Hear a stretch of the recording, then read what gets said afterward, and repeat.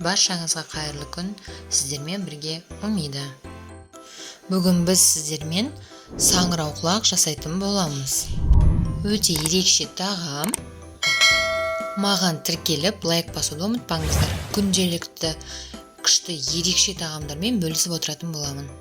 Қайнатылған картошкамызды осылай езіп майдалап аламыз. Езілген картоптың үстінен кукурузный крахмал салатын боламыз. Картошкамыз бен крахмалымызды араластыра отырып, су құйып, жұмсақ қамыр илеп аламыз.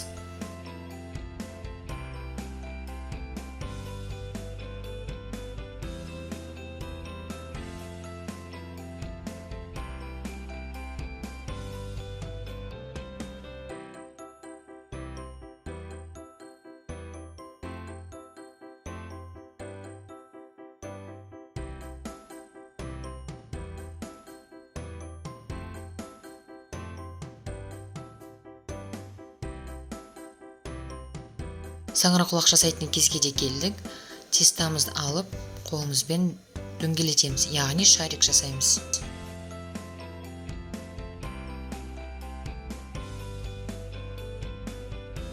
Шарик жасап болғаннан кейін осындай любой бір баклажкамызды аламыз да, суға батырып, осылай саңырауқұлақ жасаймыз.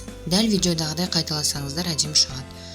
Баклажканың бас жағын неге суға саламыз, себебі шаригімізға жабысып қалмас үшін.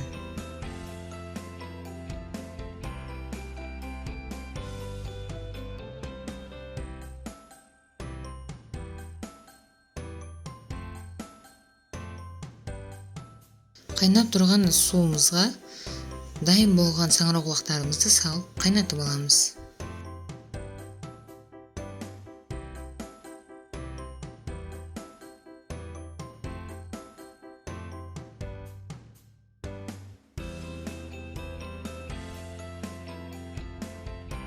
Бір қайнап шыққаннан кейін осылай сразу мұздай суға аламыз.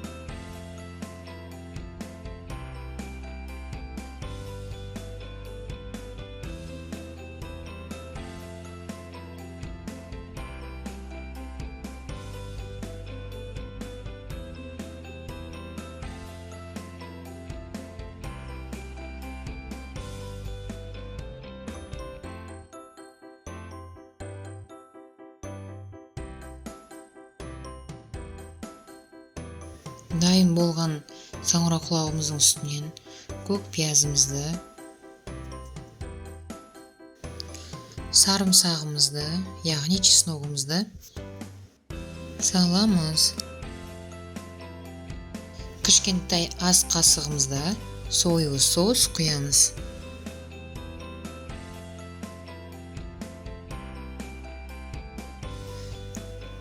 Паприка салатын боламыз. Олда да кішкентай ас қасықта.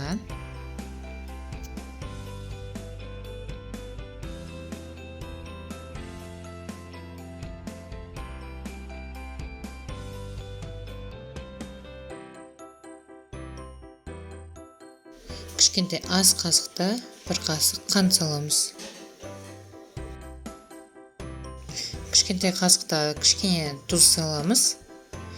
Мен бұны видеоға түсіре алмай қалдым. Соңында қызып тұрған ыстық су майымызды құйып араластырамыз.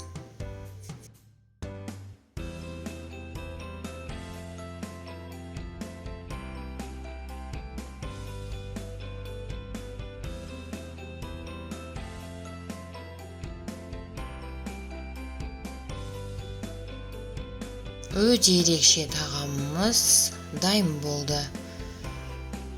Каналыма тіркеліп, лайк басуды ұмытпаңыздар. Бұдан да күшті қызықты тағамдармен, рецептермен бөлісетін боламын. Сіздермен бірге Умида. Рахмет!